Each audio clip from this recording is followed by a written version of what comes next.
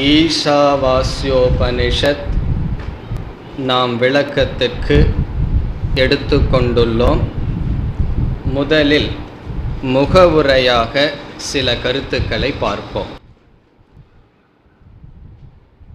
மீமாம்சா என்கின்ற சொல்லுக்கு பூஜ்ய விசாரக என்று பொருள். மீமாம்சா என்றால் பூஜ்ய விசாரக. பூஜ்ய என்றால் வணங்கத்தக்க, போற்றுதலுக்குரிய. பூஜ்யக என்று சமஸ்கிருதத்தில் கூறினால் வணங்கத்தக்க, மதிப்புக்குரிய, மேன்மையான என்று பொருள். ஆகவே மீமாம்சா என்ற சொல்லினுடைய பொருளே போற்றுதலுக்குரிய அல்லது வணங்கத்தக்க விசாரம் என்று பொருள். நாம் வாழ்க்கையில் விதவிதமான கருத்துக்களை எடுத்துக்கொண்டு விசாரம் செய்கின்றோம். ஏதாவது ஒன்றை எடுத்துக்கொண்டு விசாரம் செய்வது விசாரம், அனாலிசிஸ் என்று நாம் சொல்வது.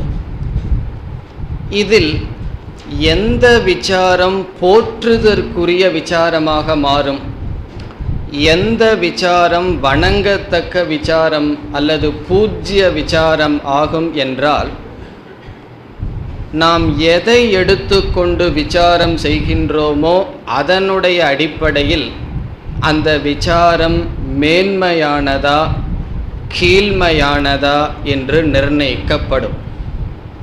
மற்றவர்களுடைய குடும்ப விவகாரத்தை விசாரம் செய்தால் அது கீழ்மையான விசாரம். ஆகவே நாம் எந்த கருத்தை எடுத்துக்கொண்டு எதை எடுத்துக்கொண்டு விசாரம் செய்கின்றோமோ அதனுடைய அடிப்படையில் அது பூஜ்ய விசாரமாகுமா அல்லது சாதாரண விசாரமாகுமா என்று நிர்ணயிக்கப்படும்.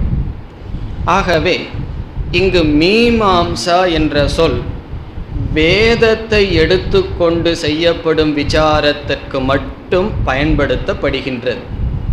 ஆகவே மீமாம்சா என்றால் வேத விசாரக என்று பொருள். வேதத்தை நாம் எடுத்துக்கொண்டு விசாரம் செய்தால் அந்த விசாரத்திற்கு மீமாம்சா என்று பெயர். இந்த வேதத்தை 2 மகரிஷிகள் விசாரம் செய்தார்கள். முழு வேதத்தையே 2 பேர் விசாரம் செய்தார்கள். அதில் முதலாவது ஜெய்மினி மகரிஷி என்பவர் விசாரம் செய்தார். ஜெய்மினி என்பவர் வேதத்தை விசாரம் செய்தார். பிறகு இரண்டாவதாக வேதத்தை விசாரம் செய்தவர் வியாசாச்சாரியர். வியாச பகவானும் ஜெய்மினி மகரிஷியும் வேதத்தை விசாரம் செய்தார்கள். இந்த ஜெய்மினி மகரிஷி என்ன செய்தார்? வேதத்தினுடைய முதல் பகுதியை எடுத்துக்கொண்டு விசாரம் செய்தார். ஆகவே அவர் செய்த விசாரத்திற்கு பூர்வ மீமாம்சா என்று பெயர். பூர்வம் என்றால் முதல் பகுதி, மீமாம்சா என்றால் விசாரம் செய்தல். வேதத்தினுடைய முதல் பகுதியை அவர் விசாரம் செய்த காரணத்தினால் அவர் செய்த விசாரத்திற்கு பூர்வ மீமாம்சா என்றும், அந்த முதல் பகுதியை பின்பற்றுபவர்களுக்கு பூர்வ மீமாம்சகர்கள் என்றும் நாம் கூறுகின்றோம். பிறகு வியாசாச்சாரியார் என்ன செய்தார்? வியாச பகவான் வேதத்தினுடைய கடைசி பகுதியை எடுத்துக்கொண்டு விசாரம் செய்தார். சமஸ்கிருதத்தில் அந்தக என்றால் கடைசி, வேத அந்தம் என்றால் வேதத்தினுடைய கடைசி பகுதி. அந்த வேதத்தினுடைய கடைசி பகுதியை நாம் சாதாரணமாக வேதாந்தம் என்று சொல்கின்றோம். அந்த வேதாந்தத்தை விசாரம் செய்தார் வியாசாச்சாரியர். இந்த வேதத்தினுடைய கடைசி பகுதிக்கு இனியொரு பெயர் உபனிஷத் என்று இனியொரு பெயர். வேதத்தில் இருக்கின்ற கடைசி பகுதிக்கு உபனிஷத் அல்லது வேதாந்தம் என்று பெயர். அந்த உபனிஷத்தினுடைய வாக்கியங்களை எடுத்துக்கொண்டு வியாசாச்சாரியர் மீமாம்சை செய்தார், அதாவது விசாரம் செய்தார். அவர் செய்த பகுதி கடைசி பகுதி, லேட்டர், பிறகு வருவதனால் அவர் செய்த விசாரத்திற்கு உத்தர மீமாம்சா என்று அழைக்கப்படுகின்றது. இப்போ பூர்வ மீமாம்சா, உத்தர மீமாம்சா. பூர்வ மீமாம்சா என்பது ஜெய்மினி செய்த விசாரம், வேதத்தினுடைய முதல் பகுதி. உத்தர மீமாம்சா என்பது வியாசாச்சாரியார் செய்த விசாரம், உபனிஷத்தை எடுத்துக்கொண்டு அவர் விசாரம் செய்தார். இந்த ஜெய்மினி என்ன செய்தார்? முதல் பகுதியை மட்டும் எடுத்துக்கொண்டு அதில் வேத மந்திரங்களினுடைய அர்த்தங்களை நிர்ணயம் செய்தார். இந்த மந்திர இந்த யாகத்தில் பயன்படுத்தப்பட வேண்டும் என்றெல்லாம் முதல் பகுதியை எடுத்துக்கொண்டு தர்ம மீமாம்சை அவர் செய்தார். ஆகவே அவருடைய சூத்திரமே அதாதோ தர்ம ஜிக்ஞாசா என்று ஆரம்பிக்கின்றது. தர்மத்தை பற்றியும் அதர்மத்தை பற்றியும் யாகங்களை பற்றியும் கர்மத்தை பற்றியும் அதனால் அடையப்படும் பலனை பற்றியெல்லாம் விசாரம் செய்தார். இந்த வியாசாச்சாரியார் என்ன செய்தார்? வேதத்தினுடைய முதல் பகுதியை அவர் செய்து விட்டார் என்று விட்டுவிட்டு, இந்த ஜெய்மினி என்பவர் வியாசருடைய சிஷ்யர்தான், வியாசாச்சாரியர் உத்தர மீமாம்சா செய்தார். அதாவது உபனிஷத் வாக்கியங்களை எடுத்துக்கொண்டு விசாரம் செய்தார். அவர் செய்த விசாரம்தான் பிரம்மசூத்திரம் என்ற பெயரில் நிலவி வருகின்றது. அவர் என்ன செய்தார், என்ன விசாரம் செய்தார் என்றால், உபனிஷத்தினுடைய வாக்கியங்களினுடைய அர்த்தத்தை நிர்ணயம் செய்தார். உபனிஷத்தில் எவ்வளவோ வாக்கியங்கள் வருகின்றது. அந்த வாக்கியங்களை எடுத்துக்கொண்டு இந்த வாக்கியத்திற்கு இதுதான் சரியான பொருள் என்று அர்த்த நிர்ணயம் செய்தார். நிர்ணயம் என்றால் தீர்மானம், முடிவு, அர்த்தத்தை முடிவு செய்தார். உபனிஷத்துக்குள்ளேயே முரண்படுவது போல் தெரிகின்ற வாக்கியங்களை அது எப்படி முரண்பாடு இல்லை என்று காட்டினார். பிறகு உபனிஷத்தினுடைய அர்த்த நிர்ணயம் செய்ததற்கு பிறகு உபனிஷத்தினுடைய கருத்துக்கு முரண்பாடான கருத்துக்கள், மதங்களை தவறு என்றும் நிலைநாட்டினார். இது போன்ற காரியங்களை வியாசாச்சாரியார் செய்கின்றார். ஆகவே மீமாம்சை என்பது வேதத்தை விசாரம் செய்தால் அதற்கு மீமாம்சா என்று பெயர். இந்த வேதத்தை விசாரம் செய்த இரண்டு மகரிஷிகள் ஜெய்மினி, வியாசாச்சாரியர். ஜெய்மினியானவர் முதல் பகுதியை விசாரம் செய்து முடித்து விடுகின்றார். பிறகு வியாசாச்சாரியர் கடைசி பகுதியை எடுத்துக்கொண்டு விசாரத்தை ஆரம்பிக்கின்றார். இப்பொழுது வியாச பகவான் உபனிஷத் வாக்கியங்களை எடுத்து விசாரம் செய்ய ஆரம்பிக்கும் பொழுது இந்த ஜெய்மினியை சேர்ந்தவர்கள், பூர்வ மீமாம்சகர்கள் வியாசரிடம் ஒரு கேள்வியை கேட்கிறார்கள். என்ன கேள்வியை கேட்கிறார்கள்? நீங்கள் எதற்காக உபனிஷத்தை எடுத்துக்கொண்டு விசாரம் செய்கிறீர்கள்? வேதத்தினுடைய கடைசி பகுதியை மட்டும் தனியாக எடுத்துக்கொண்டு நீங்கள் விசாரம் செய்ய வேண்டியதனுடைய தேவை என்ன, அல்லது ஏன் இந்த காரியத்தை செய்கிறீர்கள்? இந்த கேள்வியை வியாசரிடம் கேட்டவுடன் வியாசர் சொல்லக்கூடாது, எனக்கு நேரம் போகல அப்படின்னு செய்கிறேன்னெல்லாம் சொல்லக்கூடாது. வியாச பகவான் 3 பதில் கொடுக்கின்றார். இந்த 3 காரணத்தினால் நான் உபனிஷத்தை விசாரம் செய்கின்றேன், உபனிஷத்தை எடுத்துக்கொண்டு விளக்கம் தருகின்றேன்.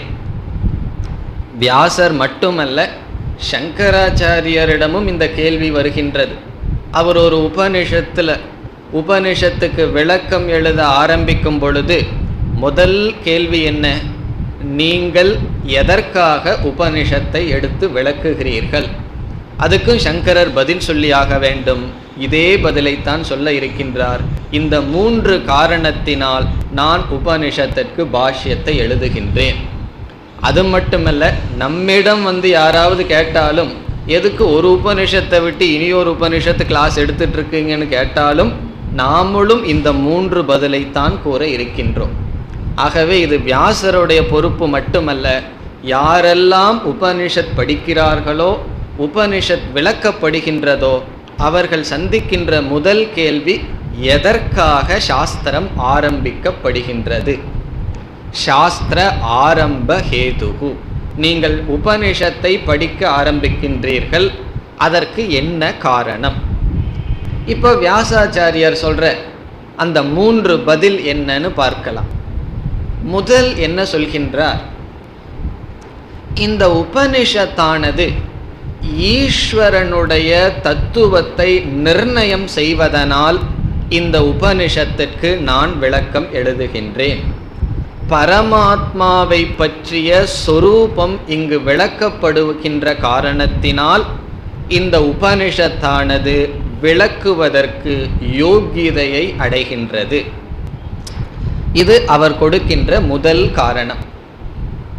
இந்த உபனிஷத்து ஒரு கால் பரம்பிரம்மத்தை பற்றி, இறைவனை பற்றி பேசவில்லை என்றால் கண்டிப்பாக இதை நான் எழுதவோ இதற்கு விளக்கம் செய்யவோ நான் முயற்சி செய்திருக்க மாட்டேன். இது இந்த உபனிஷத் மந்திரங்களில் பிரம்மன் விளக்கப்படுவதனால் நான் இந்த உபனிஷத்திற்கு விளக்கத்தை அல்லது உத்தர மீமாம்சா செய்யப்படுகின்றது என்பது அவருடைய முதல் பதில். பிறகு இரண்டாவது பதில் என்னவென்றால், ஈஸ்வரனுடைய தத்துவத்தை இந்த உபனிஷத் பேசுகின்றது, பேசட்டுமே.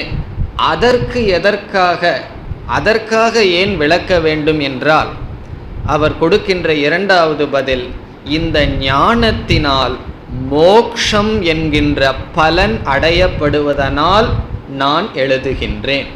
இப்போ இரண்டாவது அவருடைய பதில், மோக்ஷம் என்கின்ற பிரயோஜனம் கிடைக்கின்றது, ஆகவே உபனிஷத்திற்கு நான் விளக்கம் எழுதுகின்றேன் என்று வியாசாச்சாரியார் பதில் கூறுகின்றார்.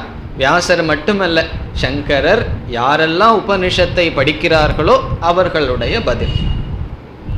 இப்போ முதல் ஆச்சாரியாருடைய பதில் என்ன? இது பரம்பொருளினுடைய தத்துவத்தை விளக்குகின்ற காரணத்தினால் நான் இதற்கு விளக்கம் எழுதுகின்றேன்.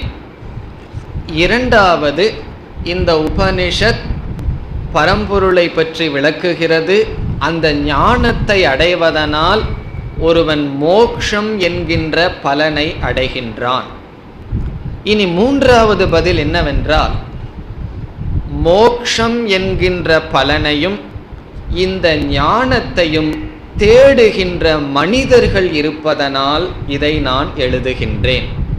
இப்போ ஈஸ்வரனுடைய சுரூபமும் இருக்கு, அதை படித்தா மோட்சத்தை அடையலாம். அதை படிக்கிறதுக்கும் மோட்சத்தை அடைகிறதுக்கும் யாருமே இல்லைன்னு வச்சுக்குவோம். ஒருத்தருக்குமே ஈஸ்வரனுடைய சொரூபத்தை தெரிஞ்சு மோட்சத்துக்கு போகணும்னு ஆசை இல்லை.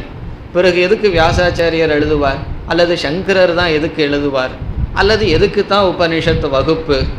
ஆகவே இந்த பலனை அடைவதற்கும் இந்த ஞானத்தை நாடுவதற்கும் மனிதர்கள் இருக்கின்ற காரணத்தினால் நான் இந்த காரியத்தை செய்கின்றேன். இப்போ வியாசருடைய 3 பதில் என்ன? ஈஸ்வரனுடைய தத்துவம் உபனிஷத்தில் பேசப்படுகின்ற காரணத்தினால், அந்த தத்துவ ஞானத்தை அடைவதனால் மோக்ஷம் என்கின்ற பலன் அடையப்படுகின்ற இரண்டாவது காரணத்தினால், சிலர், அதிகமான மக்கள் இல்லாவிட்டாலும் பரவாயில்லை, சிலர் இந்த பிரயோஜனத்தையும் இப்படிப்பட்ட ஞானத்தையும் நாடுகின்ற காரணத்தினால் நான் என்ன செய்கின்றேன்? நீ பூர்வ மீமாம்சா எழுதியதற்கு பிறகும் தனியாக உத்தர மீமாம்சா என்று சாஸ்திரத்தை எழுதுகின்றேன் என்று வியாசாச்சாரியர் சுருக்கமாக பதில் கூறுகின்றார். இந்த பதிலை கேட்ட அவன் இந்த கேள்வியை நம்மிடம் யார் கேட்டானோ, அதாவது வியாசரிடம் கேட்டானோ, அவன் மீண்டும் வந்து பதில் சொல்கின்றான், இவைகளெல்லாம் ஏற்கனவே செய்யப்பட்டு விட்டது. நீங்கள் என்னென்னலாம் சொல்றீங்களோ, ஈஸ்வரனுடைய தத்துவம், மோக்ஷங்கிற பிரயோஜனம், இதை நாடுபவர்கள், இதெல்லாம் பூர்வ மீமாம்சாலேயே நடந்து விட்டதே. அப்படி இருக்கும் பொழுது எதற்காக தனியாக உபனிஷத்தை எடுத்துக்கொண்டு விளக்குகிறீர்கள் என்று பூர்வ மீமாம்சையை சேர்ந்தவர்கள் கேள்வியை கேட்கிறார்கள். அவர்கள் என்ன பதில் சொல்கிறார்கள்னு பார்ப்போம். வியாசர் சொன்னதையே எடுத்துக்கொள்கிறார்கள். அவர்கள் கூறுகிறார்கள், பூர்வ மீமாம்சையில் விதவிதமான யாகங்கள் கர்மங்கள் பேசப்படுகின்றது. அந்த கர்மங்களெல்லாம் செய்து ஒரு பிரயோஜனத்தை அடைவதற்காக யாகங்கள் பேசப்படுகின்றது. அந்த யாகங்கள் எப்பொழுதுமே ஒரு தேவதையை குறித்து தான் யாகமானது செய்யப்படும். அந்த எஜமானன் ஒரு கர்த்தா இருப்பான். அந்த யாகத்தில் எதை போடணும்னு வேதத்தில் சொல்லியிருக்கு. அந்த எந்த கருவிகளுடன் செய்யப்பட வேண்டும் கரணமெல்லாம் சொல்லியிருக்கு. பிறகு 4வது விபக்தியாக வரும் தேவதா, யாருக்காக, இந்திராய ஸ்வாக என்றெல்லாம் ஒரு தேவதைகளுக்காக நாம் யாகம் செய்வோம். ஆகவே தேவதைகளை பற்றி, ஈஸ்வரனை பற்றி ஏற்கனவே கர்மகாண்டத்தில், அதாவது பூர்வ மீமாம்சையில் பேசப்பட்டு விட்டது. கர்மத்தினுடைய அங்கமாக ஈஸ்வரனை பற்றி விசாரம் செய்யப்பட்டு விட்டது. அது மட்டுமல்ல, ஆரம்பத்தில் வேதத்தினுடைய முதல் பகுதியில் விதவிதமான தியானம் சொல்லப்படுகின்றது. அந்த தியானமெல்லாம் அர்த்தமில்லாத ஒரு பொருளை குறித்து செய்வதல்ல, ஈஸ்வரனையும் தேவதையையும் குறித்து செய்யப்படுவது. ஆகவே ஹிரண்ய கர்ப்பன் என்றெல்லாம் விதவிதமான தேவதா சொரூபம் தியானத்திற்காகவும் கர்மத்தினுடைய அடிப்படையிலும் பேசப்பட்டு விட்டது. ஆகவே ஈஸ்வரனுடைய சொரூபம் பேசப்பட்டு விட்ட காரணத்தினால் நீங்கள் புதிதாக பேச வேண்டிய அவசியமில்லை என்று முதல் பதிலை அவன் கொடுக்கின்றான். பிறகு 2வதா வர்றான், மோக்ஷமும் எங்களால் அடையப்படுகின்றது. அவர்களை பொறுத்தவரை என்ன சொல்கின்றார்கள்? இதெல்லாம் அவன் சொல்கிற தப்பான கருத்து. இதையெல்லாம் வியாசாச்சாரியர் தப்புன்னு நிரூபிக்க போற. 2வதாக என்ன சொல்கின்றான்?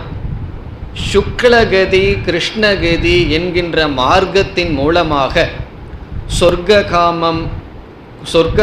யாக, பிறகு தியானம் உபாசனை மூலமாக சொர்க்கலோகம் பிரம்மலோகம் என்கின்ற லோகத்தை அடைவதற்கான மார்க்கமும் இங்கு கர்மகாண்டத்தில் பூர்வ மீமாம்சையில் இருக்கின்ற காரணத்தினால் நாங்கள் மோக்ஷத்தை பற்றி பேசிவிட்டோம்.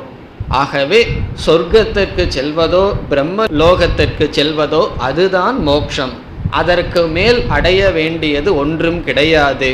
ஆகவே நீங்கள் எதற்காக உத்தர மீமாம்சை எழுதுகிறீர்கள் என்று சொல்கிறீர்களோ அவை ஏற்கனவே செய்யப்பட்டு விட்டது.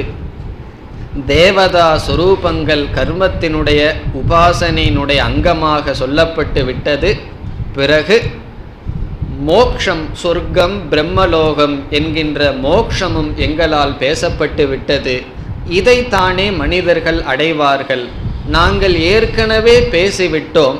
அப்படி இருக்கும் பொழுது நீங்கள் பேசுகின்ற விஷயத்தையும் மோக்ஷத்திற்கும் எந்த மனிதர்கள் வருவார்கள்? உங்களுக்கெல்லாம் ஆளே இருக்காது.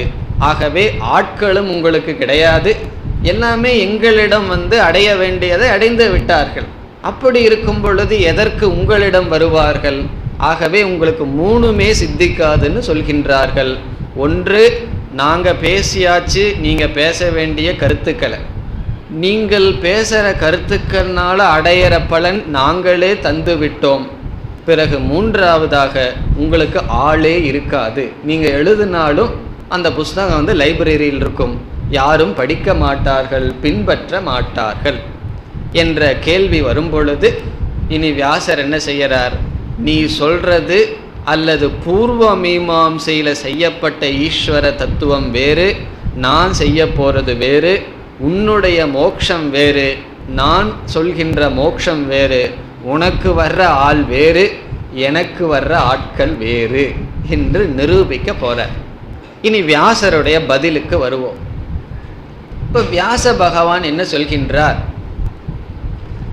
தேவதைகளினுடைய சொரூபம் பேசப்பட்டுள்ளது கர்மத்தினுடைய அங்கமாக என்பதை நான் ஏற்றுக்கொள்கின்றேன்.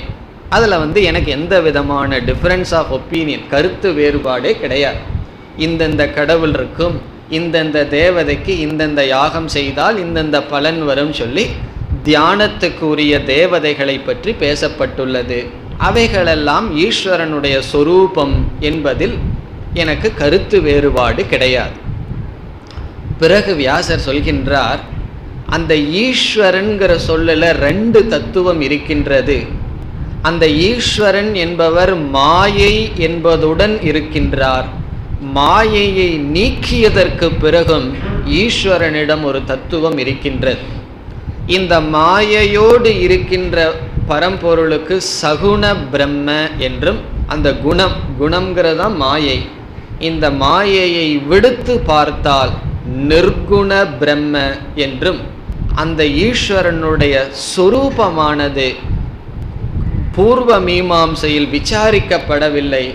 மாயையுடன் இருக்கின்ற ஈஸ்வரனுடைய பெயர் சொல்லப்பட்டு கர்மத்தினுடைய அங்கமாக மட்டும் அறிமுகப்படுத்தப்பட்டதே தவிர ஈஸ்வரனை பற்றிய தத்துவ விசாரம் அங்கு செய்யப்படவில்லை. பிறகு எங்கு செய்யப்பட்டுள்ளது? உபனிஷத்தில் தான் ஈஸ்வரனுடைய நிர்குண தத்துவத்தையும் பிறகு ஜீவனுடைய உண்மையான சொரூபத்தையும் ஜீவனுக்கும் மனிதனுக்கும் ஈஸ்வரனுக்கும் உள்ள சம்பந்தத்தையும் பேசப்படுவது உபனிஷத்தில் தான். ஆகவே தேவதைகளினுடைய சொரூபமே பூர்ணமான ஞானம் ஆகாது, அதற்கு அப்பால் அறிய வேண்டியது இருக்கின்றது. ஆகவே இந்த உபனிஷத்தினுடைய விசாரம் அவசியம்.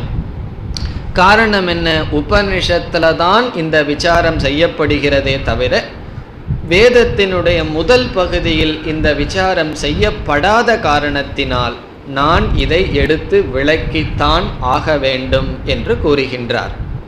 ஆகவே வியாசாச்சாரியருடைய பதில் என்ன? பூர்வ மீமாம்சகர்கள் கூறினார்கள் ஈஸ்வரனுடைய சொரூபம் பேசப்பட்டது என்று. வியாசர் கூறுகின்றார், ஈஸ்வரனுடைய சொரூபம் விசாரிக்கப்படவில்லை, கர்மத்துக்கு ஒரு அங்கமாக சொல்லப்பட்டுள்ளது, கர்ம பலனை கொடுப்பவராக சொல்லப்பட்டதே தவிர உண்மையில் ஈஸ்வரனுடைய தத்துவ விசாரம் செய்யப்படவில்லை. ஜீவனை சம்சாரியாகத்தான் சொல்லப்பட்டதே தவிர ஜீவனுடைய உண்மையான சொரூபம் விசாரிக்கப்படவில்லை. இங்கு உபனிஷத்தில் ஈஸ்வரனை பற்றிய புதிதான கருத்துக்களை நாங்கள் பார்க்கின்றோம். என்ன ஒரு உபனிஷத் சொல்கின்றது?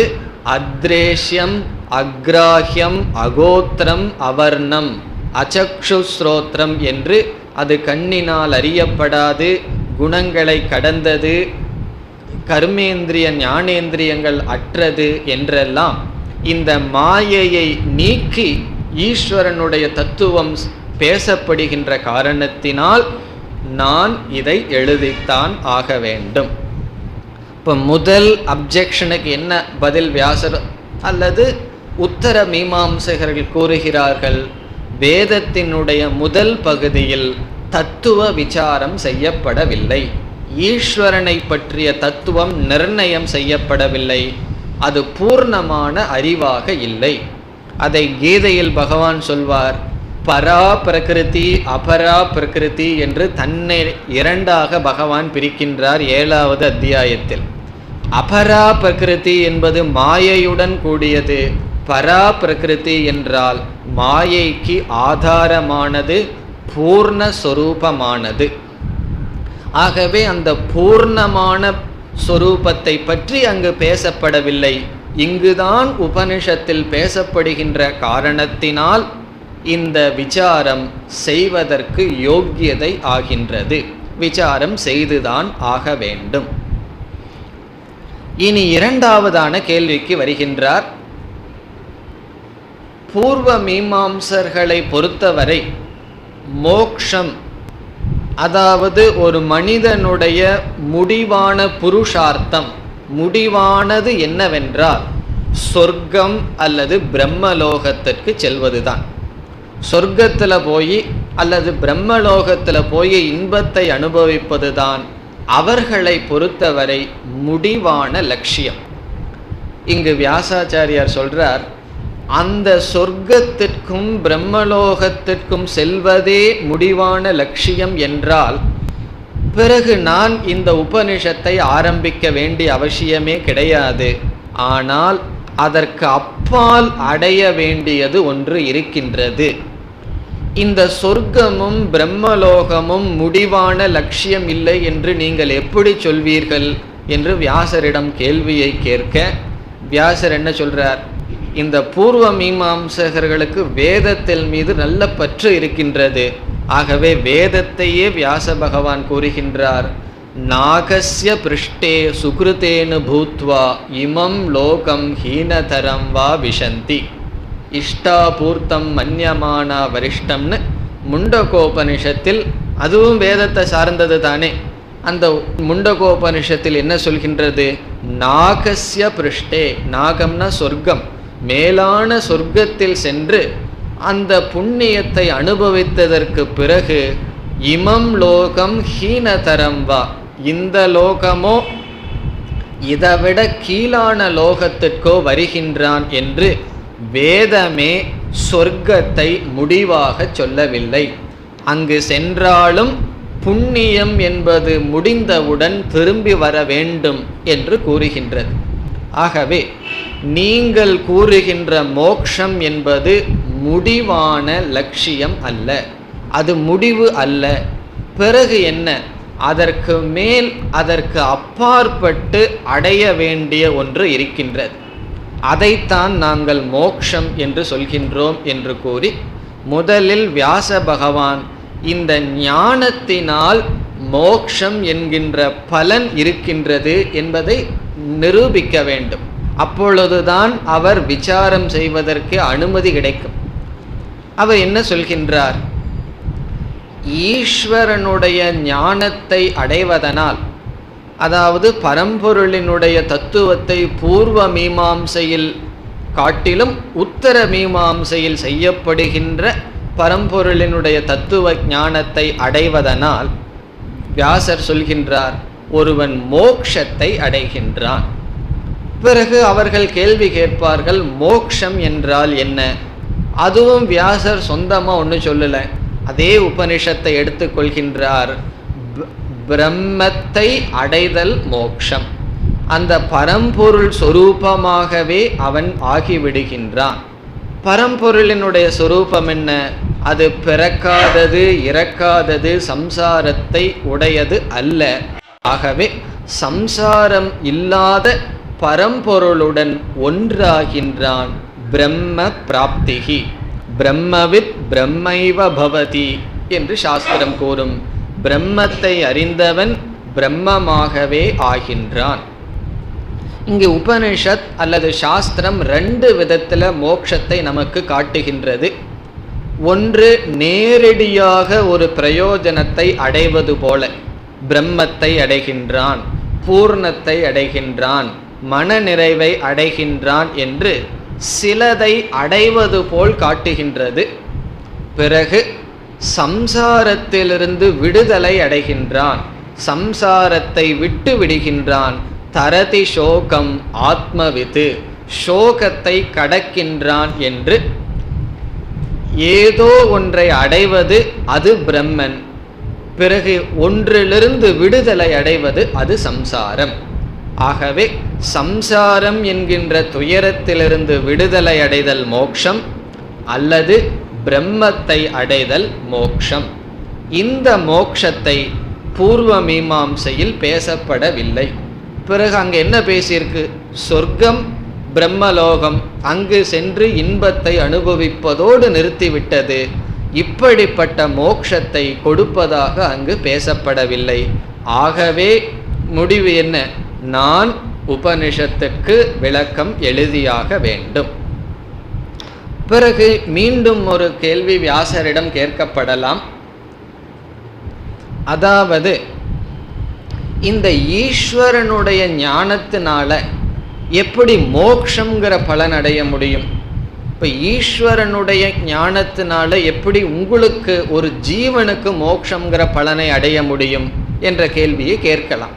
இப்போ நான் ஏதோ ஒருவரை பற்றிய ஞானத்தினால் என்னுடைய சம்சாரம் எப்படி நீங்கும் என்றால், அப்பொழுது வியாசர் சொல்கின்றார், இங்கு உபனிஷத்தில் ஈஸ்வரனை ஒரு யாகத்துக்கு கொடுக்கப்படும் ஒரு கருவியாக அறிமுகப்படுத்தவில்லை.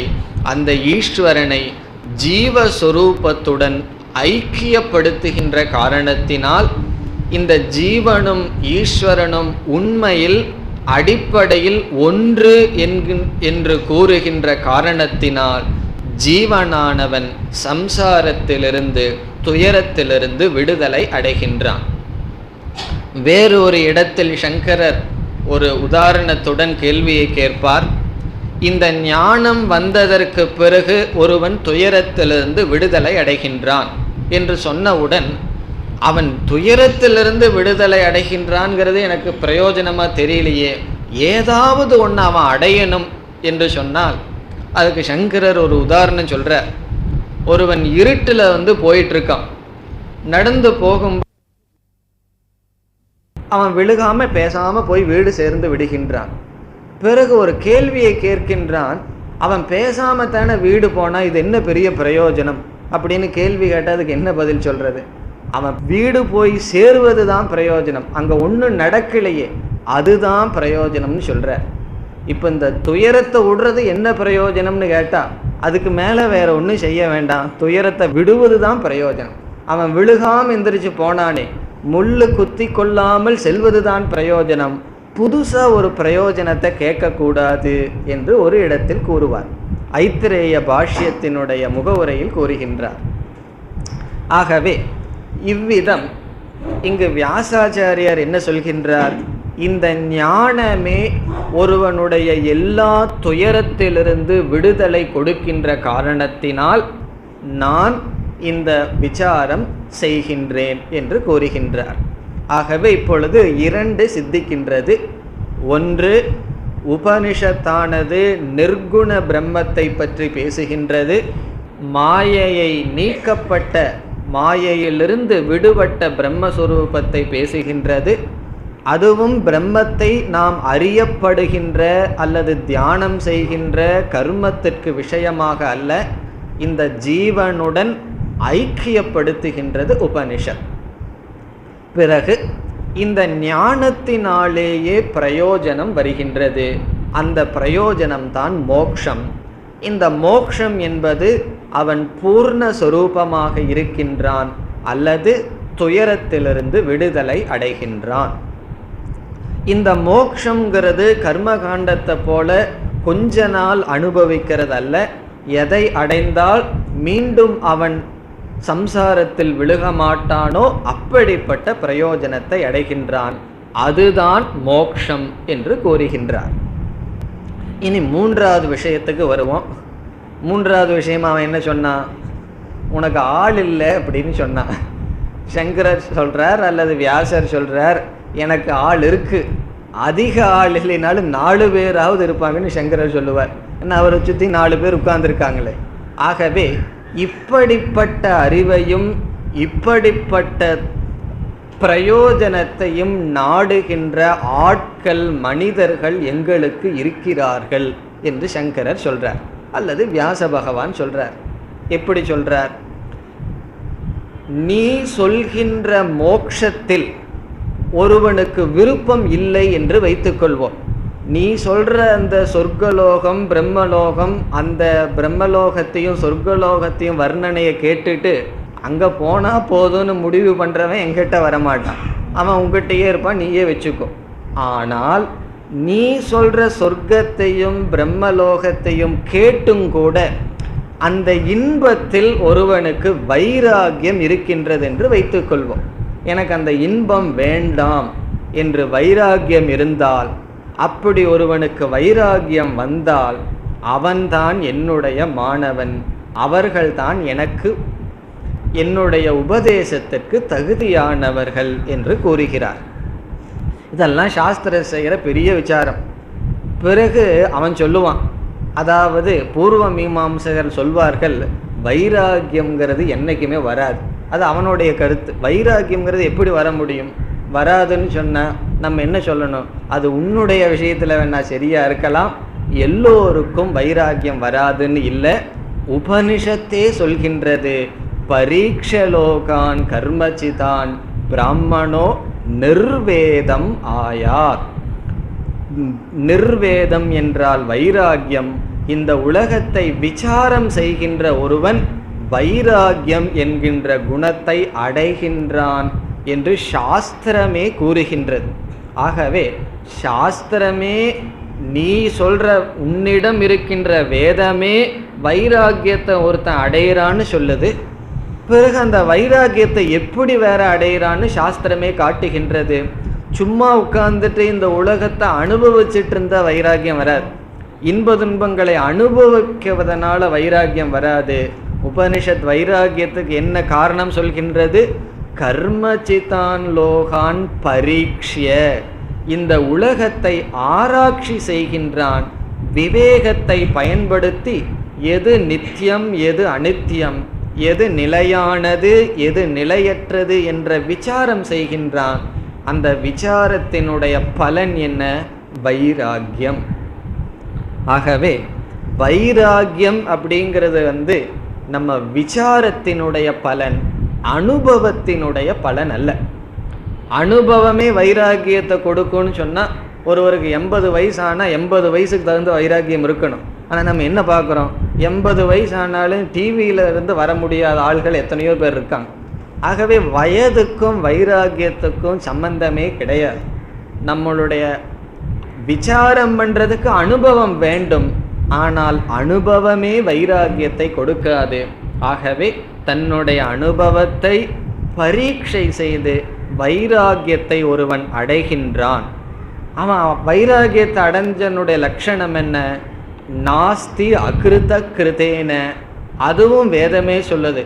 கிருத்தேனன்னு சொன்னால் கர்மத்தினால், அகிருத்தக பிரம்ம, செய்யப்படாத பிரம்மன் நாஸ்தி ந கம்யதே, அடைய முடியாது. ஆகவே கர்மத்தினாலும் யாகங்களினாலும் உபாசனையினாலும் அந்த பிரம்மத்தை அடைய முடியாது. செய்யப்படாத ஒன்று என்றும் இருப்பதை அடைய முடியாது என்ற வைராக்கியத்தை அடைகின்றான். அப்படிப்பட்டவர்கள் இருக்கின்ற வரை இந்த ஞானத்தை நாடுவார்கள், இந்த ஞானத்தினுடைய பிரயோஜனத்தை அடைவார்கள். ஆகவே ஆச்சாரியார் நிரூபிக்க வேண்டும், வைராக்கியத்தை அடைந்த ஒரு மனிதர்கள் இருக்கிறார்கள். வைராக்கியம் எதில்? பூர்வ மீமாம்சையில் மோட்சமாக சொல்லப்படுகின்ற பிரயோஜனத்தில் வைராக்கியத்தை அடைந்தவர்கள் இருக்கிறார்கள். ஆகவே அந்த சாத்தியத்தில் அவர்களுக்கு பற்று இல்லை என்றால் அவர்கள் சொல்கின்ற சாதனையும் நமக்கு பலன் இல்லை. இப்போ ஒரு முடிவில் நமக்கு வைராக்கியம் வந்துடுதுன்னு வச்சுக்கோ, அந்த முடிவை எடுத்து செல்கின்ற மார்க்கமும் நமக்கு அவசியம் கிடையாது. இப்போ டிவியில் வைராக்கியம் வந்ததுன்னு சொன்னால் அதை வாங்கி வைக்கிறதுல நம்ம ஏதாவது வைராக்கியம் அவசியமா? சாத்தியத்தில் தான் நமக்கு வைராக்கியம் வரணும். சாத்தியம் என்றால் முடிவு. அந்த முடிவில் வைராக்கியம் வந்துவிட்டால் அதற்கான மார்க்கமும் நமக்கான மார்க்கம் அல்ல. தூரமேதே விபரீதே விஷூச்சி. யம தர்மராஜா சொன்னார், ஒரு பகுதி தூரமேதே விபரீதே, அவித்யினுடைய கர்மத்தினுடைய மார்க்கம் ஒரு பக்கம், வித்யா மோக்ஷத்தினுடைய மார்க்கம் இனி ஒரு பக்கம் என்று அதை துறந்து மோக்ஷத்திற்காக வருகின்றார்கள் என்று கூறுகின்றார். ஆகவே வியாச பகவான் இந்த மூன்றையும் முதலில் எஸ்டாப்ளிஷ், நிர்ணயம் செய்ய வேண்டும். அப்பொழுதுதான் அவர் சாஸ்திரத்தையே ஆரம்பிக்க முடியும். என்ன மூன்று? உபனிஷத்தை விளக்குவதற்கு காரணம் அது பரம்பொருளை பற்றி பேசுகின்றது. பிறகு இனி ஒரு கேள்வியும் இதே இடத்துல கேட்கலாம், இந்த பிரம்மத்தை தான் கண்ணில் காதில் பார்த்து தெரிஞ்சுக்கலாமே, அதுக்கு எதுக்கு உபனிஷத்துன்னு சொன்னால், பிறகு உபனிஷத்தே சொல்லுதும் இதை ந சக்ஷுஷா நாபி வாச்சா கிரஹ்யதே, இதை கண்ணாலையும் வாக்குனாலையும் அடைய முடியாதுன்னு வேற சொல்லுது. ஆகவே உபனிஷத்துங்கிற சாஸ்திரத்தில் ஒரு பரம்பொருளை பற்றிய விஷயம் இருக்கு. அந்த அறிவை வேற எந்த இடத்துலையும் தெரிஞ்சுக்க முடியாது. நம்மளுடைய இந்திரியங்கள்னாலேயோ அல்லது புத்தியை பயன்படுத்தி தர்க்கத்தினாலேயோ தெரிந்து கொள்ள முடியாது.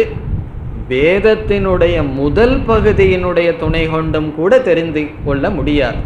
ஆகவே உபனிஷத்துக்கென்று அதற்குன்னு ஸ்பெஷலா உபனிஷத்துக்காகவே ஒரு விஷயம் இருக்கின்றது, ஒரு சப்ஜெக்ட் மேட்டர், ஒரு கருத்து இருக்கின்றது. அது பிரம்ம ஜீவ பிரம்ம ஐக்கியம் என்கின்ற புதிய டீச்சிங் இருக்கின்றது, உபதேசம் இருக்கின்றது. ஆகவே நான் சாஸ்திரம் எழுதுகின்றேன். அப்போ முதல் கருத்தை விஷய சித்திகி. விஷயகன்னு சொன்னால் எனக்கு ஒரு சப்ஜெக்ட் மேட்டர் இருக்கின்றது. உபநிஷத்தில் வேறு எந்த இடத்திலையும் பேசாத ஒரு சப்ஜெக்ட் என்ன? ஜீவ பிரம்ம ஐக்கியம் அல்லது ஈஸ்வர தத்துவ விசாரம் இருக்கின்றது.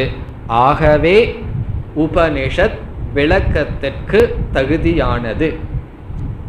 பிறகு இரண்டாவது என்ன? இந்த விஷயமானது மோக்ஷங்கிற பிரயோஜன சித்திகி. இப்போ இரண்டாவது பிரயோஜன சித்தி. இந்த விஷயத்தினால் மோக்ஷம் என்கின்ற பிரயோஜனம் இருக்கின்ற காரணத்தினால் நான் என்ன செய்கின்றேன்? உபனிஷத்தை வியாக்கியானம் செய்கின்றேன்.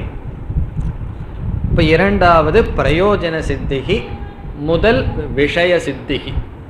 இந்த விஷயத்துக்கும் பிரயோஜனத்துக்கும் என்ன சம்பந்தம்ங்கிறது நாம் புரிந்து கொள்ள வேண்டும்.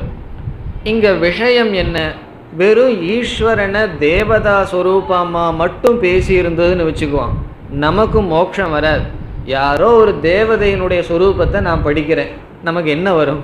பொறாம தான் வரும். தேவதைகளெல்லாம் அப்படி இருக்காங்க, நம்ம இப்படி இருக்கோன்னு சொல்லி. ஆகவே ஒரு தேவதையினுடைய சொரூபத்தை படிக்கிறதுனால மோட்சம் வராது.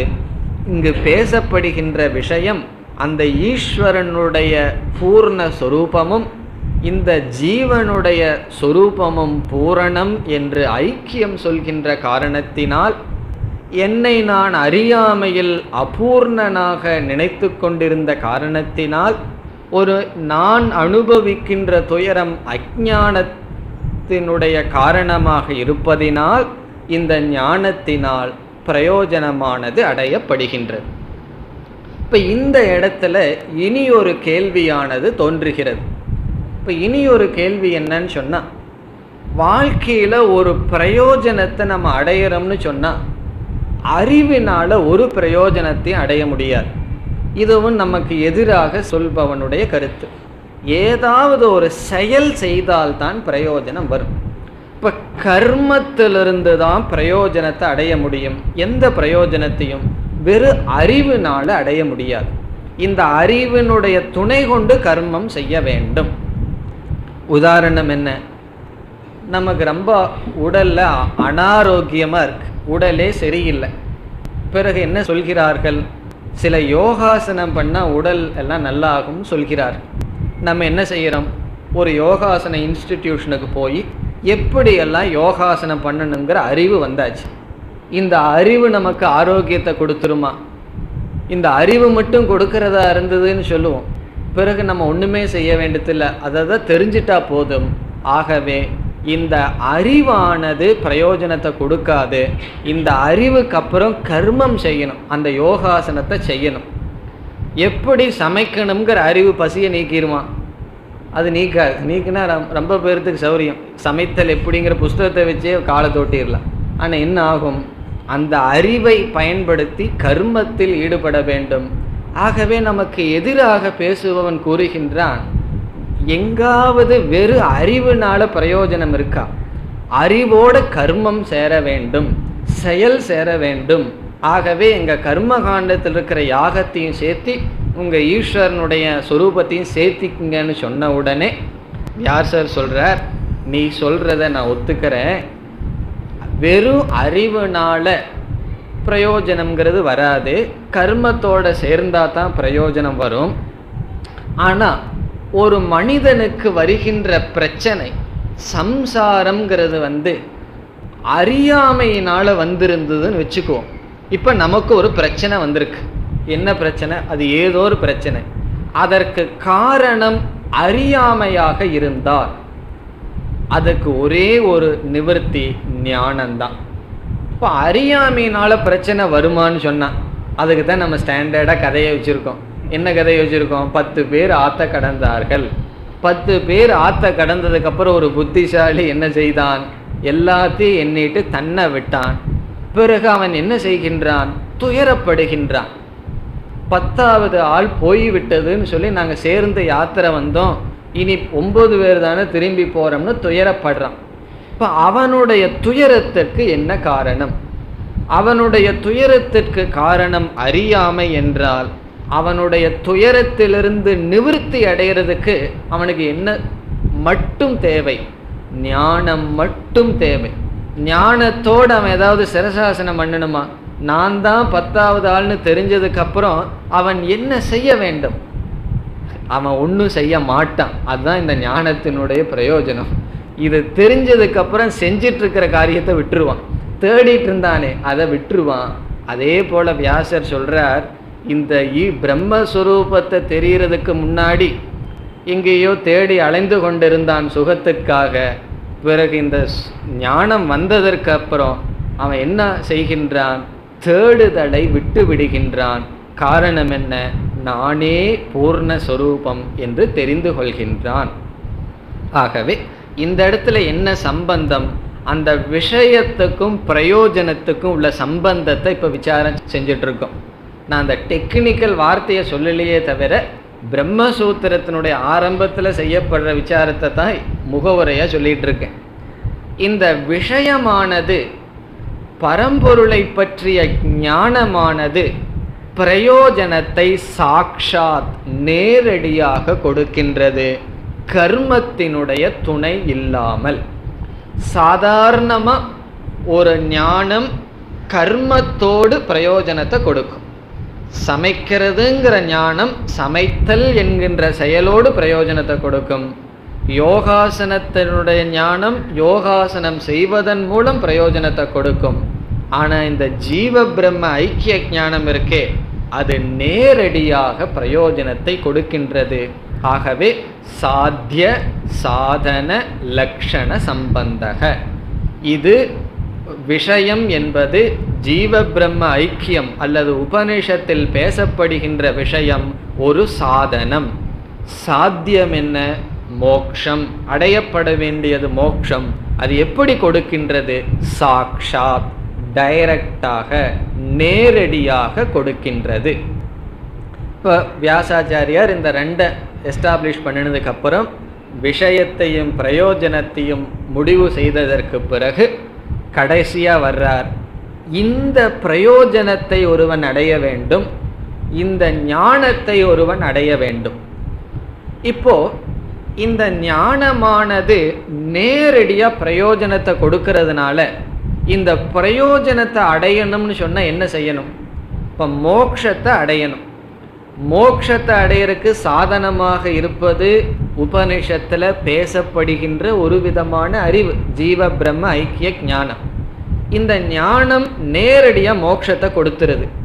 அப்போ மோட்சத்தை அடையணும்னா நம்ம என்ன செய்யணும்? நேரடியாக அந்த ஞானத்திற்கு செல்ல வேண்டும். இப்போ அதிகாரி யார்?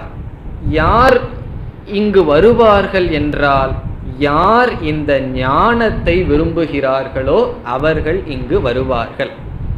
பிறகு இந்த ஞானத்தில் ஒருவனுக்கு எப்போ விருப்பம் வரும்?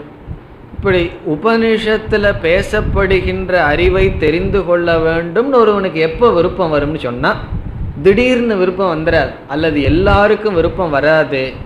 இந்த கர்மகாண்டத்தில் விதவிதமான சாத்தியங்கள் சொல்லப்பட்டிருக்கு. பூர்வ மீமாம்சையில் விதவிதமான சொர்க்கம், பிறகு பிரம்மலோகம், பிறகு இகலோகத்திலேயே விதவிதமான பிரயோஜனம் போகங்கள் சொல்லப்பட்டுள்ளது. அதில் யாருக்கு வைராகியம் இருக்கின்றதோ அவர்கள்தான் மோக்ஷம் என்கின்ற சாத்தியத்திற்காக வருவார்கள். அவர்கள்தான் அந்த சாத்தியத்திற்கான சாதனைக்கு வருவார்கள். இப்பொழுது பூர்வ மீமாம்சையில் ஒரு சாத்தியம் சொல்லியிருக்கு. சாத்தியம் என்றால் முடிவு. அந்த முடிவில் வைராகியம் இருந்தால் அந்த சாதனையிலையும் வைராகியம் வந்துடும். ஆகவே கர்மம் உபாசனையில் வைராகியம் வந்துவிட்டது. அதை துறந்து வந்தவன் மோக்ஷங்கிற சாத்தியம் வேண்டும் என்றால் அதற்கான சாதனை என்ன? ஞானம். எப்படிப்பட்ட ஞானம்? ஆத்ம ஞானம் அல்லது பிரம்ம ஞானம். அந்த ஞானத்தை நாடுபவர்கள் தான் அதிகாரிகள். இப்போ நான்காவதா அல்லது மூன்றாவதா அதிகாரி சித்திகி. அதாவது அதிகாரின்னா என்ன? நமக்கு தெரிஞ்ச சொல். அதிகாரி என்றால் தகுதியை உடையவர்கள். எதில் தகுதியை உடையவர்கள்? இந்த ஞானத்திற்கு தகுதியை உடையவர்கள். அதாவது நேச்சுரலாக அவன் இங்கே வருவான், இந்த ஞானத்தை நாடி அதில் வைராகியத்தோடு வருவான். இவன் அதிகாரி. இதைத்தான் சாஸ்திரத்தில் மிக தெளிவாக அதிகாரி யாருன்னு சொன்னால் நீங்கள்லாம் இப்போ சொல்லிடுவீங்க. யார் அதிகாரி? சாதன சதுஷ்டய சம்பன்னக. 4 விதமான குணங்களை உடையவன். இந்த 4 விதமான குணங்கள்னு எப்படி சொன்னார்கள்? இப்போ நம்ம பார்த்த இந்த விசாரத்தை வச்சே பார்த்தா பூர்வ மீமாம்சையில் சொன்ன சாத்தியத்தில் விருப்பம் இல்லாதவன், அது வைராகியத்தை குறிக்கின்றது. அப்படி என்றால் இந்த மோட்சத்தை அடைவதற்கான மார்க்கமான ஞானம் தேவை என்று ஞானத்தை நோக்கி வருகின்றான், அது முமுட்சுத்துவத்தை குறிக்கின்றது. இந்த வைராகியமும் முமுட்சுத்துவமும் அவனுக்கு எப்படி வந்தது? பரீட்சலோகான், அவன் விவேகத்தை பயன்படுத்திய காரணத்தினால் வந்தது. ஆகவே விவேகத்தை ஆதாரமாக கொண்டு அவன் அனித்தியமான நிலையற்ற சாத்தியத்தில் வைராகியத்தையும் நிலையான மோட்சத்தை அடைவதற்கான சாதனையான ஞான யோகத்தில் முமுட்சுத்துவத்தையும் அடைகின்றான். பிறகு இங்கே வந்ததற்கு பிறகு அவன் என்ன செய்யணும்? ஒரே ஒரு சாதனம், உபனிஷத்தை படித்தல், சாஸ்திரத்தை விசாரம் செய்தல். இப்போ சாஸ்திரத்தை விசாரம் பண்ணும்போது மனசு எப்படி இருக்கணும்? இங்கே உட்கார்ந்துட்டு வீட்டில் இருக்கிறத நினச்சிட்டு இருந்தோம் அப்படின்னா என்ன ஆகும்? ஒரு பிரயோஜனம் இருக்காது. ஆகவே மன அமைதி தேவை. பிறகு புத்தியானது சாஸ்திரத்தினுடைய அறிவை நன்கு கிரகிக்க வேண்டும் என்றால் இந்திரியங்களினுடைய அமைதி தேவை. இது கொஞ்ச நாள் வச்சிருந்தா போதாதுன்னா தொடர்ந்து இதை செய்ய வேண்டும். சாஸ்திரம் சொல்றது எனக்கு எல்லாம் முரண்பாடாக இருக்கின்றதே என்றால் ஆரம்பத்தில் ஸ்ரத்தை வேண்டும். ஆகவே ஷமக தமக உபரமக ஸ்ரத்தா சமாதானம் இவைகளெல்லாம் சாதனமாக சொல்லப்படுகின்றது. ஆகவே இப்படிப்பட்ட விஷயத்தை ஒருவன் புரிந்து கொள்ள வேண்டுமென்றால் அவர்களுக்கு இருக்க வேண்டிய குணம் விவேகம், வைராகியம், முமுட்சுத்துவம், மன அமைதி, இந்திரிய அமைதி முதலிய சாதனைகள். இப்பொழுது அடுத்த கேள்வி, இந்த உலகத்தில் ஏன் எல்லாருக்குமே இந்த விவேகம் வர்றதில்லை? இப்போ வியாச பகவானுக்கு என்றைக்குமே கூட்டம் குறைவாக தான் இருக்கும். இப்போ இதே இடத்துல நம்ம ஏதாவது ஒரு பூஜை பண்ணிட்டு இருந்தோம்னு வச்சுக்குவோம், என்ன ஆகுறது? இந்த இடத்துலையே 8 ஃப்ளாட் கட்டியிருக்கலாம் இந்நேரம். காரணம் என்ன? அவ்வளவு மக்கள் வருவார்கள். பூஜை இந்த காலத்தில் ரொம்ப அட்ராக்ட் பண்ணுறது பூஜை, அப்புறம் இந்த மெடிடேஷன் ஒன்று, தியானம்னு சொல்லி ஏதாவது செய்கிறது, அல்லது வேறு ஏதாவது இந்த மந்திரம் பண்ணி கொடுக்கறது, தந்திரிச்சு கொடுக்கறது, இதெல்லாம் கர்ம காண்டம். இதில் எல்லாம் ரொம்ப பேர் இருக்கிறார்கள். ஆனால் இந்த வேதாந்தத்திற்கு மிக குறைவானவர்கள் மட்டும் வருகிறார்கள்னு சொன்னால் மிக குறைவானவர்கள் தான் விவேக சக்தி அவர்களிடம் பயன்படுத்தப்பட்டுள்ளது. அதனால் வைராகியம் முமுட்சுத்துவம் வந்துள்ளது. பிறகு அடுத்த கேள்வி, ஏன் சிலருக்கு மட்டும் இந்த விவேகம் இருக்குது, சிலருக்கு வருவதில்லை என்றால், அப்போ நம்ம சொல்கிறோம் உன்னுடைய கர்மகாண்டம் எங்களுக்கு தேவை. இந்த கர்மகாண்டத்தில் பூர்வ மீமாம்சையில் சொன்ன தர்மப்படி ஒருவன் வாழ்க்கை வாழ்ந்திருந்தால் அந்த தர்மத்தினுடைய பலன் விவேக சக்தியானது வெளிப்படுதல். ஆகவே இந்த வேதாந்தத்துக்கு நம்ம வரும்பொழுது பூர்வ மீமாம்சையை தியாகம் பண்ணி தான் வர்றோம். அந்த பூர்வ மீமாம்சையை தியாகம் செய்தாலும் அந்த கர்ம காண்டத்தில் அல்லது பூர்வ பாகத்தை ஒருவன் நன்கு பயன்படுத்தி இருக்க வேண்டும். ஒரு பொருளை நல்லா பயன்படுத்தி பிறகு தியாகம் செய்கின்றோம். ஆகவே தர்ம வாழ்க்கை வாழ்வதனுடைய பலன் என்ன? விவேக சக்தியானது வெளிப்படுகிறது. ஆகவே எல்லாத்துக்கும் மூலம் என்ன? தர்மந்தான். கடோபனிஷத்துல யமதர்மராஜா சொல்வார், நாவிரதோ துஷ்சரிதாத், துஷ்சரிதத்திலிருந்து தவறான வாழ்க்கையிலிருந்து விடுதலை அடையாதவன் இந்த ஞானத்தை அடைய மாட்டான். ஞானத்தை அடையிறதில்ல, ஞானத்துக்கு தகுதியையே அவன் அடைய மாட்டான். அதனுடைய பொருள் என்ன? இந்த ஞானத்தை அடையணுங்கிற விருப்பமே தோன்ற. நம்ம கேள்விப்பட்டிருப்போம் இச்சா சக்தின்னு சொல்லி. அது உண்மையிலேயே ஒரு சக்தி தான். ஆசைங்கிறது ஒரு விதமான சக்தி. நான் மோட்சத்தை அடைய வேண்டும்ங்கிற ஆசை மனசுல வருதே, அதுதான் எல்லா விதமான ஆசையிலும் மேலான ஆசை. அப்படிப்பட்ட ஆசையை அடைவதற்கு சக்தி மனதில் வர வேண்டும் என்றால் தர்ம வாழ்க்கை வாழ்ந்திருக்க வேண்டும். ஆகவே எல்லா விதமான சாதனைகளுக்கும் மூலம் கர்மயோக வாழ்க்கை அல்லது தர்ம வாழ்க்கை, நல்ல வாழ்க்கை, தியாக வாழ்க்கை. அதனுடைய பிரயோஜனம் என்ன? பிரயோஜனம் மேலோட்டமாக பார்த்தா மற்றவர்களுடைய கண்ணில் என்ன தெரியும்?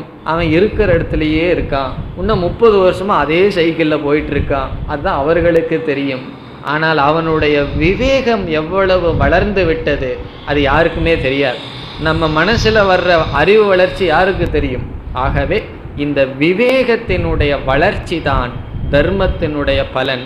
நம்ம பொருளை விட்டிருக்கலாம், அல்லது பதவியை இழந்திருக்கலாம், உறவினர்களை இழந்திருக்கலாம். இந்த விவேகத்தை அடைஞ்சோம் அப்படின்னா என்ன செய்வோம்? உத்தர மீமாம்சைக்கு நாம் வருவோம். அங்க வியாசர் என்ன செஞ்சிருக்கார்? உபனிஷத்திற்கு விளக்கம் எழுதியுள்ளார். சங்கராச்சாரியாரும் விளக்கம் எழுதியுள்ளார். ஆகவே வியாச பகவான் நிரூபித்து விடுகின்றார், எனக்கு ஒரு விஷயம் இருக்கின்றது, எனக்கு ஒரு பிரயோஜனம் தனியாக இருக்கின்றது, பிறகு இந்த ஞானத்திற்கு வருபவர்கள் இருக்கின்றார்கள். ஆகவே நம்மளுடைய கன்க்ளூஷன் என்ன? உத்தர மீமாம்சா ஆரப்தவ்யா. இந்த தனி உபனிஷத்தினுடைய விசாரம் செய்யப்பட வேண்டும். இந்த கேள்விக்கு பதில் சங்கரரும் அவ்வப்போது முகவுரையில் சொல்லுவார். இந்த முகவுரையை ஆரம்பிக்கும் பொழுதே இந்த 3ஐயும் எஸ்டாப்ளிஷ் பண்ணுவார். எனக்கு ஒரு விஷயம் இருக்கின்றத காரணத்தினால் எனக்குன்னா உபனிஷத்தில் பிரயோஜனம், இப்படிப்பட்ட பிரயோஜனம் இருக்கின்றது, இதை நாடுபவர்கள் இருக்கிறார்கள்.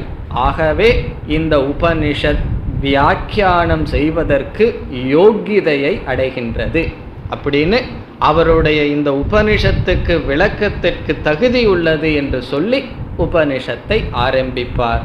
இத்துடன் இந்த முகவுரையை நாம் முடித்துக்கொண்டு அடுத்த வகுப்பில் ஈசாவாஸ்யோபனிஷத் நேரடியாக ஆரம்பிப்போம். ஓம் பூர்ணமத பூர்ணமிதம் பூர்ணாத் பூர்ணமுதச்யதே பூர்ணஸ்ய பூர்ணமாதாய பூர்ணமேவாவசிஷ்யதே. ஓம் சாந்தி சாந்தி சாந்தி.